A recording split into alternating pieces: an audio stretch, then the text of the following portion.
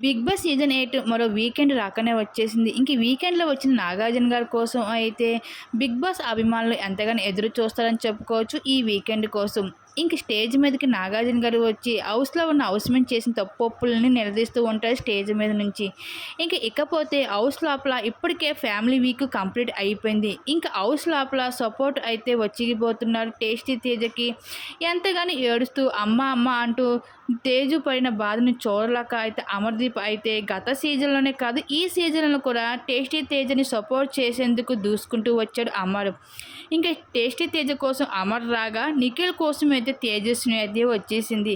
గతంలో తన హస్బెండ్‌ని అయితే ఏ విధంగా గైడ్ చేస్తూ వచ్చిందో ఈసారి కూడా నిఖిల్‌కి ఇవ్వాల్సిన హిట్స్ అన్నీ ఇస్తూ ఆటపైన ఇంట్రెస్ట్ పెట్టు, మిగతా వాళ్ళ ఆటపైన పక్కన పెట్టు, బయటకు వచ్చాక అవన్నీ చూసుకుంటూ సలహాలు అందించేసింది నిఖిల్‌కి ఇక్కడ తేజస్విని.